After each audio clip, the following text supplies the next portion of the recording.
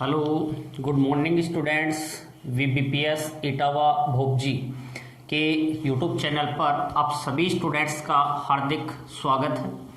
Dear students, हम बात कर रहे थे प्लांट फिजियोलॉजी की, और प्लांट फिजियोलॉजी में ही हमारा अगला जो टॉपिक है वो आता है CAM साइकिल, केम साइकिल, क्रेसुलेशियन एसिड मेटाबॉलिज्म।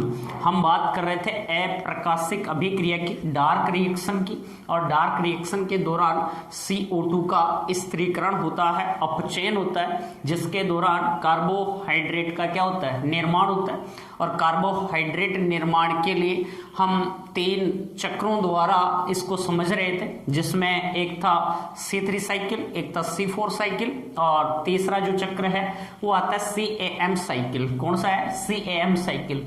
ये जो साइकिल है ये CAM प्लांट्स के अंतर्गत संपन्न होता है। कौन से पादपों में? CAM पादपों में संपन्न होता है, अर्थात मांसल मरुदभिद जो प्लांट्स होते हैं उनके अंतर्गत यह चक्र देखने को मिलता है। और इन पादपों की जो पत्तियां होती हैं वो मोटी और मांसल गुद्देदार होती हैं। तो ये जो प्लांट्स होते हैं इन पादपों में हमें CAM साइकिल देखने को मिलता है, जिसे क्रेसुलेशियन एसिड मेटाबॉलिज्म या डार्क CO2 फिक्सेशन भी कहते हैं, क्योंकि CO2 का जो स्थिरीकरण होता है वो प्रारंभ में रात्रि के समय होता है, इसलिए इसे हम क्या कहेंगे? डार्क CO2 फिक्सेशन कहेंगे। क्यों कहेंगे अभी बात करते हैं। तो सबसे पहले तो हम देखें यहाँ CAM साइकिल जो है उसकी जो खोज है वो किसने की है यहाँ पर? तो एक तो रोहनी और इसके अलावा ओलरी ने सैडम जो प्लांट्स है उसके पर्ण में सबसे पहले CAM जो साइकिल था उसकी क्या की है? खोज की है। यहाँ इसे क्रेसुलेशियन एसिड मेटाबॉलिज्म क्यों कहते हैं? क्योंकि यह क्रेसुलेशियन कुल के जो प्लांट्स होते हैं, क्रेसुलेशियन फैमिली के जो पादप होते हैं उन पादपों में हमें CAM साइकिल देखने को मिलता है, या मांसल मरुदभिद जो प्लांट्स होते हैं उनमें CAM साइकिल देखने को मिलता है, जिनकी पत्तियां मोटी और मांसल होती हैं, जैसे अगेव है, यक्का है, ड्रेसिना है, नागफनी है, इकाइनोकैक्स है, ब्रायोफिलम है। ये कुछ प्लांट्स हैं जो क्रेसुलेशियन फैमिली के अंतर्गत आते हैं, और इन पादपों में हमें CAM साइकिल देखने को मिलेगा।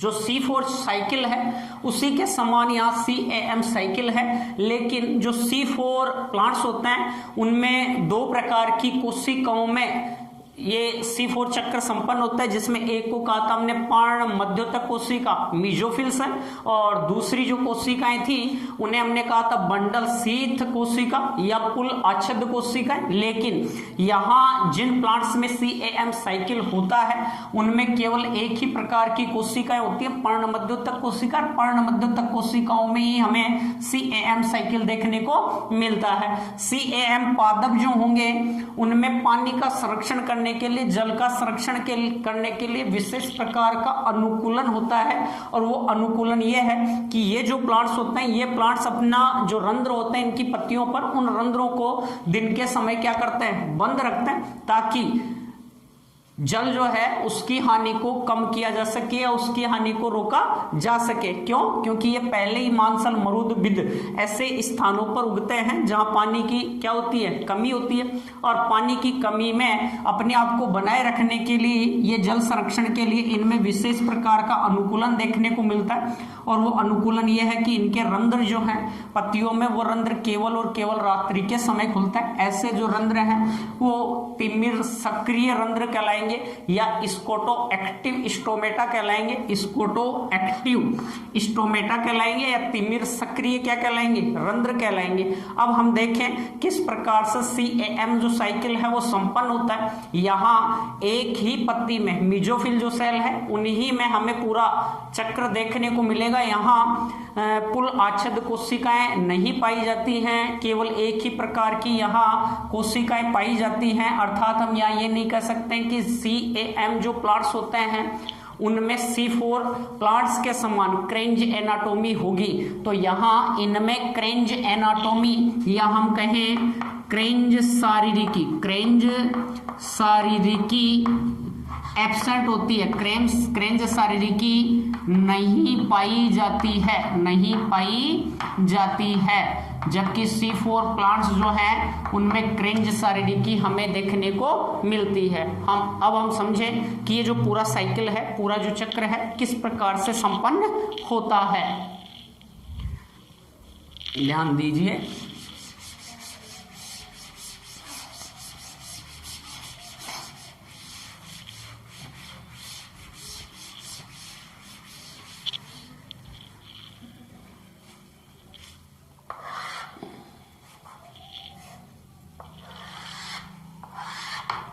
ये पूरी एक सेल है जिसे हम मीजोफिल सेल कह रहे हैं, पर्ण मध्योतक क्या कह रहे हैं, कोशिका कह रहे हैं। ये पूरी एक सेल है जिसे पर्ण मध्योतक कह रहे हैं। यहाँ सबसे पहले हमने बात की कि ये जो प्लांट्स हैं इनमें जो रंध्र होंगे वो रंध्र केवल रात्रि के समय खुलेंगे, दिन में रंध्र बंद होंगे। तो प्रारंभिक अवस्था में जो CO2 का स्थिरीकरण है वो कब होगा, दिन में। यहाँ भी CO2 का फिक्सेशन 2 बार होता है। प्रारंभ में CO2 का स्थिरीकरण रात्रि में होगा और रात्रि में CO2 को ग्रहण कर लिया जाएगा, बाद में उसको C3 साइकिल के दौरान अपचित करके कार्बोहाइड्रेट निर्माण में क्या किया जाएगा, काम में लिया जाएगा। अर्थात दिन में इनके रंध्र जो हैं वो पूर्णतया बंद रहते हैं ताकि जल की क्या नहीं हो सके, हानि नहीं हो सके। तो ये हम बात करें नाइट की या रात्रि की, और यहां हम बात करें डे या दिन की बात करें। तो सबसे पहले ये पूरी की पूरी एक सेल है, मीजोफिल सेल है। इस मीजोफिल सेल में फास्फोइनोल पाइरुवेट कौन होता है, फास्फोइनोल पाइरुवेट PEP होता है। जिस प्रकार C4 साइकिल में होता है वैसे ही यहाँ ये 3 कार्बन युक्त यौगिक है फास्फोइनोल पाइरुवेट। और ये फास्फोइनोल जो पाइरुवेट है ये सबसे पहले रात्रि में CO2 ग्राही का क्या करेगा, कार्य करेगा। तो यहाँ प्रारंभिक CO2 का स्थिरीकरण हो रहा है। प्रारंभ में CO2 का यहाँ फिक्सेशन हो रहा है। जो PEP है इसने CO2 को ग्रहण किया, फास्फोइनोल पाइरुवेट ने। यहाँ एक एंजाइम काम करता है पेप्सिको, phosphoenol pyruvate carboxylase, phosphoenol pyruvate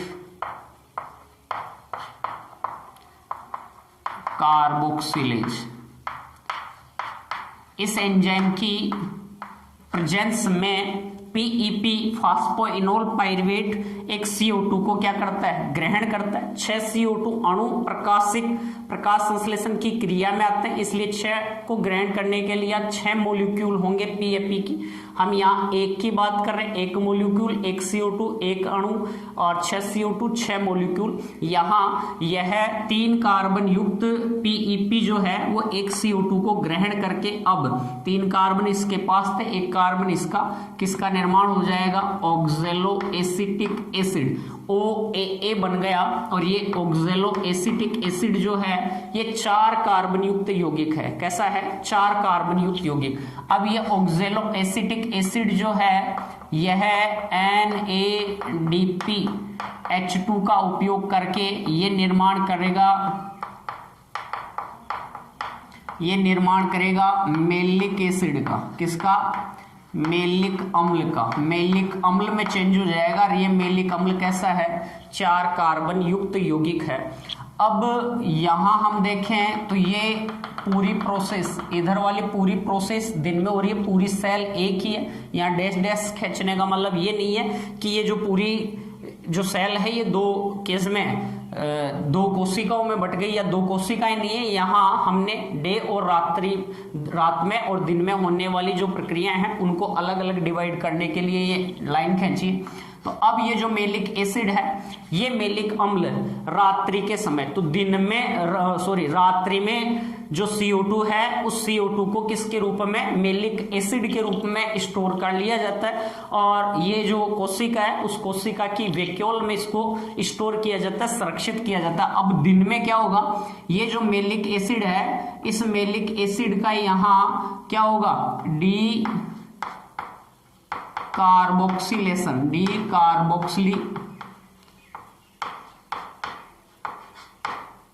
करण होगा, डीकार्बोक्सिलेशन होगा और डीकार्बोक्सिलेशन के दौरान ये CO2 को क्या कर देती है, रिलीज कर देती है और खुद जो है मेलिक एसिड ये चेंज हो जाएगा किसमें, पायरुविक एसिड में या पायरुवेट में, पायरुविक एसिड में, पायरुविक अम्ल में।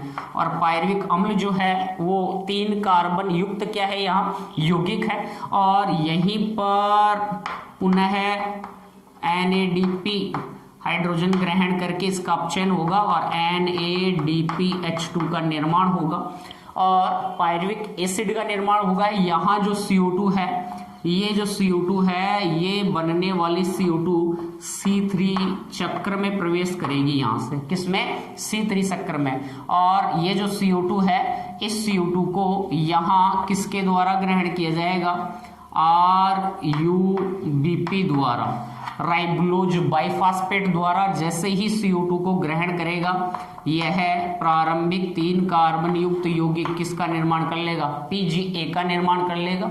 यह साइकिल लगातार चलता रहेगा और इसके दौरान ही C6H12O6 ग्लूकोज या कार्बोहाइड्रेट का क्या होगा, निर्माण। साथ ही C3 साइकिल में हम पढ़ते हैं कि विभिन्न मध्यवर्ती यौगिक 3 कार्बन युक्त, 4 कार्बन युक्त, 5 कार्बन युक्त, 6 कार्बन युक्त यौगिकों का क्या होता है, निर्माण। यहाँ क्या बन गया, ग्लूकोज या कार्बोहाइड्रेट, जिसको स्टार्च के रूप में क्या कर लिया जाता है, संरक्षित कर लिया जाता है। अब जो पायरुविक अम्ल है, ये पायरुविक अम्ल वापस किस में आ जाएगा, वापस यहाँ रात्रि में, वापस यहाँ रात्रि में यह ATP को काम में लेते हुए 6 ATP यहाँ काम में आएंगे 6 अणुओं के लिए। तो ATP को काम में लेते हुए है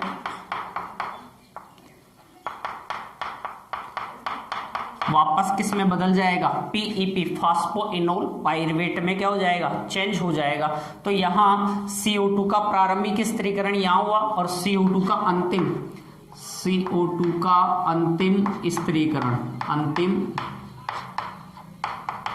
स्थिरीकरण, तो CO2 का यहाँ 2 बार स्थिरीकरण होता है।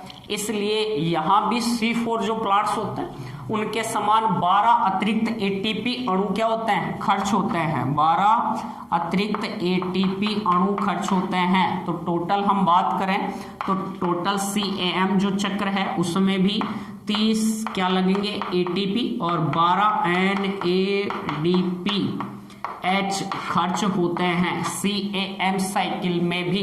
तो ये CAM चक्र है जिसमें हो क्या रहा है कि रात्रि के समय जो पादप है वो CO2 को ग्रहण करता है, CO2 को ग्रहण करके CO2 को किसके रूप में, मेलिक एसिड के रूप में संरक्षित कर लेते हैं और दिन में प्रकाशिक अभिक्रिया के दौरान इनका कार्बोक्सिलीकरण होगा, डीकार्बोक्सिलीकरण, और CO2 मुक्त की जाएगी जिसके दौरान C3 साइकिल चलेगा और ग्लूकोज या कार्बोहाइड्रेट का क्या हो जाएगा, निर्माण हो जाता है। यहाँ पर पायरुविक जो अम्ल है पुनः PEP फास्फोइनोल पायरुवेट में क्या हो जाता है, चेंज हो जाता है या बदल जाता है। तो यहाँ हम बात करें, यहाँ एक एंजाइम काम करता है रूबिस्को। कौन सा एंजाइम काम करता है, C3 साइकिल में रूबिस्को एंजाइम। साथ ही यहाँ कौन सा एंजाइम काम कर रहा है, पेप्सिको।